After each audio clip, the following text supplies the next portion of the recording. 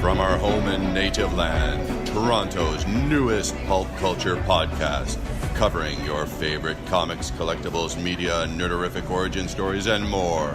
Hosted by your northern neighbor, Joey Pangolinin.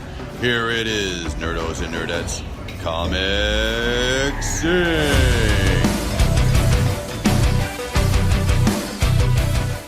Welcome, nerdos and nerdettes. It's Joey again from Comics Inc. And I'm here at Streetsville Treasures, a very special place for me because during high school, I grew up in Mississauga, and guess where I hung out? I hung out at Streetsville. I'm over here with Yvonne. How's it going today? It's going awesome. We're so happy to have you in our store today. Amazing. I love the store. I love the one-of-a-kindness to it. Especially, of course, I love the superhero stuff in it. And what's even better is that you can't really find superhero stuff and 70s musicians all in one place. And you guys have been able to put that together for us.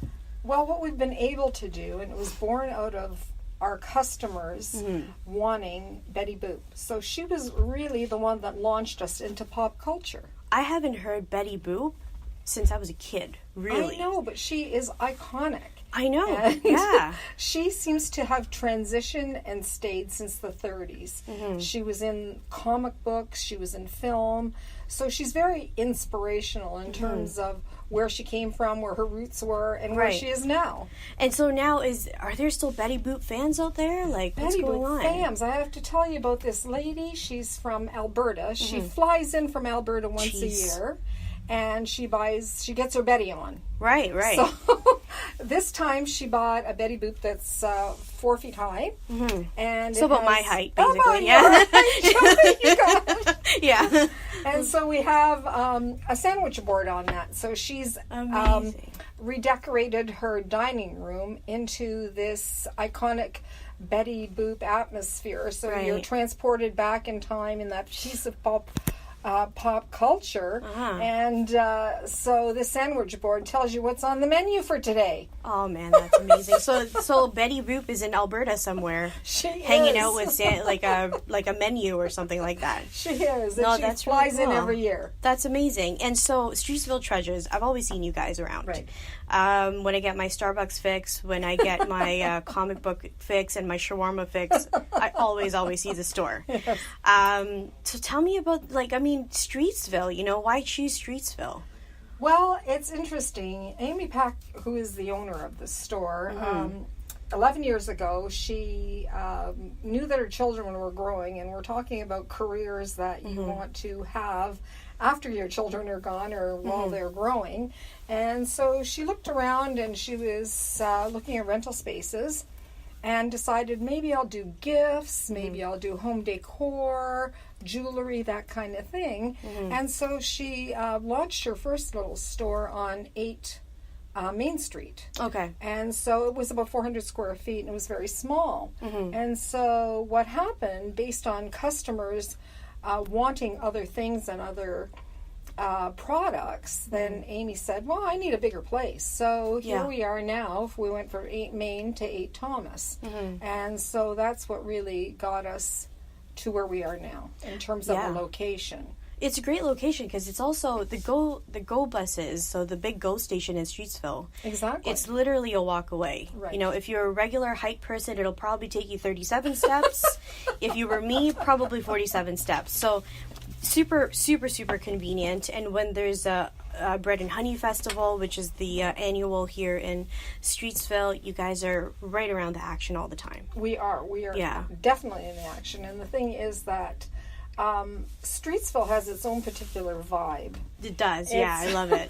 It's often people come in and they think, oh my gosh, this looks like a quaint English little village with a tea room and Kate's Bakery. And then all of a sudden in the summer, May 2-4 weekend, we get this closing of the square, and it turns into this vibrant atmosphere of Salts on Saturday. They have car shows. Yeah. They have Batman showing up in the Batmobile, and they have students coming in and singing, and different dance academies.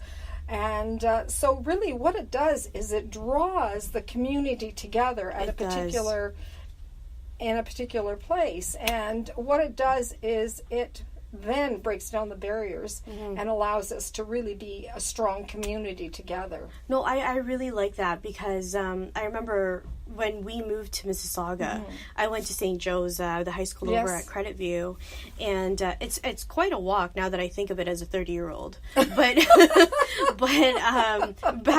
back in my day, in the 1998, 99 kind of year, we used to just kind of walk it here and grab ice cream over at Murphy's, hang out at the guitar store. Right. And all of a sudden you didn't feel like you were in Mississauga. Right. You know, absolutely. we're like the 5th largest city in the whole of Canada. We are. And but then you go to Streetsville, and it feels like you're not in the 5th big city. You kind of feel like you're in a side kind of Stars Hollow from Gilmore Girls kind of vibe. It's true. And this it's store, if you've never, listeners, if you haven't been to Niagara-on-the-Lake, this has a very Niagara-on-the-Lake feel to it. Absolutely. I totally agree with you. Yeah. And are you guys happy here in Streetsville? Oh, absolutely happy in Streetsville. Where else would you be? Yeah. And what I wanted to talk to you guys about as well, because you guys are in a comic book store, so it's not the usual for me. Right. But you guys have so much pop culture here. People gravitate to pop culture, and you guys stuck with it as well. Absolutely. Well, when you look at what by definition pop culture is, really it's a set of ideas, attitudes, perspectives, objects, and dominant in a society at a given time. So when we think of that, it's like a time capsule, right? Yeah, the whole store is a time capsule. Yeah. So really, when you think of pop culture, I was thinking in my mind that what we actually do is that little time capsule frozen in time, which is pop culture, it explodes in here because of the memorabilia that we have, which is retro inspired. Yeah. And then what happens is that people get that nostalgic feeling. So those are the warm, fuzzy feelings that they get from maybe having gone down to Graceland to see Elvis, and to see everything that he was about. Yeah. So, or they went to a concert of his, and so all of a sudden, that pop culture explodes in here because we have all those icons. We have Marilyn so many Monroe. things. Yeah. We have Dorothy from The Wizard of Oz. We have Betty Boop. We have Hello Kitty. Yeah.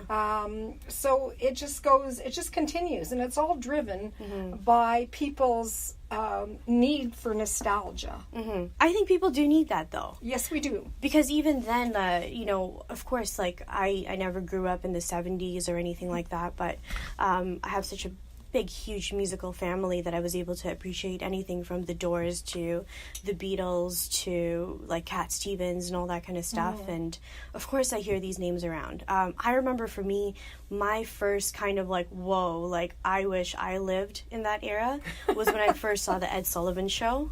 And it was reruns in, I think it was Much Music. Oh, wow. And there I was, like, totally wanting to have a black and white set when my mom was like, why the hell would you want a black and white TV? Like, you've got the best of this box. And, but no, and I hear you. I think people need that kind of warmth. Yeah. I think that's what it is. Well, that's kind of like why I am dressed like this today, because it reminds me of the time that I was in. So mini skirts, blonde hair, dancing. What do you call that pattern again? Sorry? It's a houndstooth. Houndstooth. That's the pattern. one. Yeah. And dancing in the church basement to the Beatles and the Beach Boys. And so those are my icons. For example, we have a lot of memorabilia of the Beatles. And so it does give us that feeling of remembering and being happy, and it was a happy time. So I think people want to recreate that through the memorabilia that they purchase. Right. But tell us about Betty Boop. I wanted to know a little bit more about that because I didn't come from that era. But I know I've always seen her around, and I don't know why I associate her with, like,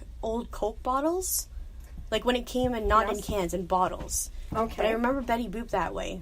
Really? I don't know why. Maybe it was an Asian thing back in the day. Maybe it was an Asian thing. But Betty Boop, well, she started out in the 30s, and she was in a comic book series, and she was then turned into kind of a sexy kind of a girl, and always, so she has a bit of. Does she have a connection with Marilyn Monroe at all? Because there's a feel to it. There is a feel to it, but it's not. But who knows whether Marilyn decided to look at that and kind of play off that herself. We don't really know what they do to kind of create that vibe, right? Right, yeah, I know. But she has an innocence, she has a cuteness, she has a little dog, I mean, it's all very she cute. did, yeah. No, and you know what, with Betty Boop there and Marilyn Monroe, like how I'm kind of like drawing that together, were they from the same era or no?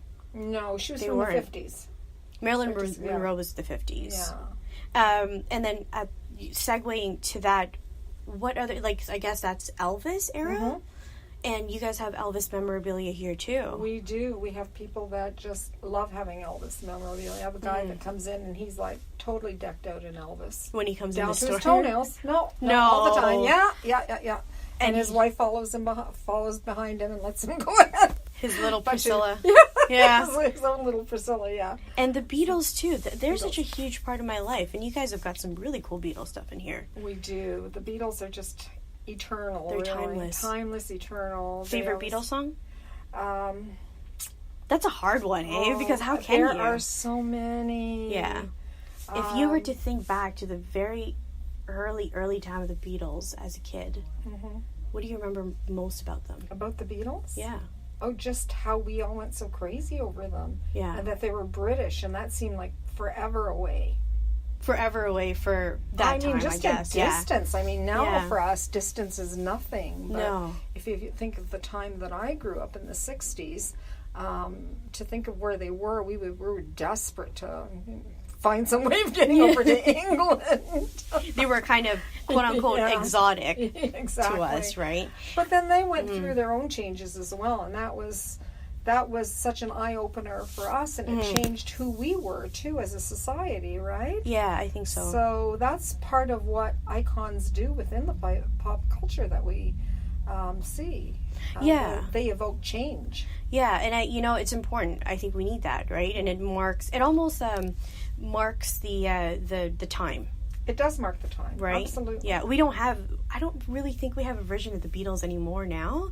No one's really going that crazy over anything, and maybe that's just because of the constant stimuli that we have in the internet and all that kind of stuff. But what a world to have lived in the 60s, right? It was wild. Yeah. The only thing I have and in the that innocence time, of it was fantastic because you could go anywhere, do anything. You didn't have to worry about some of the things that are going on now. No. And so it was like the time of innocence that we had. No. Yeah. What a way to live. I also wanted to know a little bit too, because another thing that kind of caps off time are superheroes. And just for the listeners, they've got so much Wonder Woman and Superman and Batman kind of stuff here. When did you guys start to get into that stuff too? Just about 3 years ago. And that again was born out of people wanting things that were like that. So again, what we are very focused on our customers and the ability of being the awesomeness of being in a small store is that we can also custom order and we can source for people. Oh, nice. So they're getting things that you wouldn't get out of a big box store. That's right. Okay. And when you're in a big box store, you don't get to share your passion either. So no, and they're very tied with what they can really do. Right, exactly. Yeah. So, and once it's there, and if you don't buy it then and there, then it's gone. It's gone, yeah. Yeah, so here we're able to source for them. Amy is very good at going to the trade shows, so she deals with a large number of vendors, and so we're very fortunate that way that we can then look at interesting things. For example, like we have a Wonder Woman charm bracelet, right? We have a Wonder Woman necklace, we have a Wonder Woman bracelet, and the thing is that what happens is I have a really neat, I shouldn't even use that word, but you're in my time work, No, sister. you know what? From now on, I'm going to use the word neat. I'm going to bring it back. I'm gonna bring Neat back. You're in my time warp now. Yeah. So the guy comes in with his wife and his kids, and they all decide to go off to Starbucks. They took a little walk through looky-loo.